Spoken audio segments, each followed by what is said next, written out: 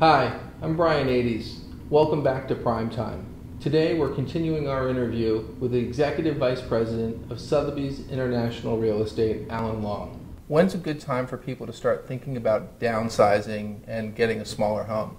Well, certainly health is going to play an issue in it.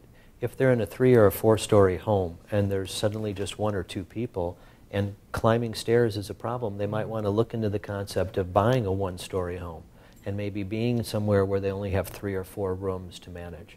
Because also the upkeep is another potential problem for them too. Los Angeles is one of the first cities that has a lot of single-story homes. Are there neighborhoods that you can identify that are good target areas for people that are downsizing? I'd say any of the older neighborhoods where we've got some of the bungalows from the 20s. Certainly that would be a good area to look. Somewhere around Melrose might be a good time.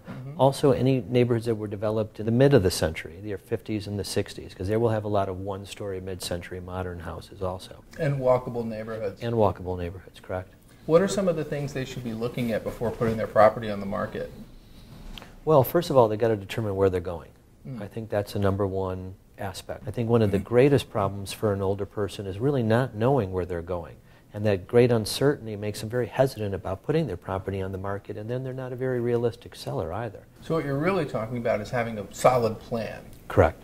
And that might not just come from the individual, the seller. The family and friends may be involved. We as family members may need to keep an eye on those around us, and if we see behavioral changes, that maybe it's time to help them make those decisions. Definitely. And also I would think of a lot of the maintenance that normally their parents would be taking care of. If they find that they're no longer taking care of that maintenance, that's probably a good indication that perhaps they're outgrown their home. What kind of maintenance items should people be looking for among loved ones that might be indicators that we're approaching a time where this conversation should come up? Well, probably things that normally got done, if they're no longer being done at the same level they were, that would be probably the first indication. Even when it comes just to housekeeping.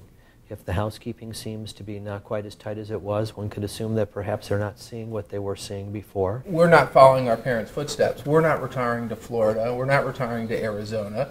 A lot of people are retiring to big cities. Tell me a little bit about the vibrancy of the city and why Los Angeles is becoming such a destination for retirees. Well, I think a lot of the services that we have here certainly helps. We've got amazing health care. We've got a lot of different doctors of all different degrees.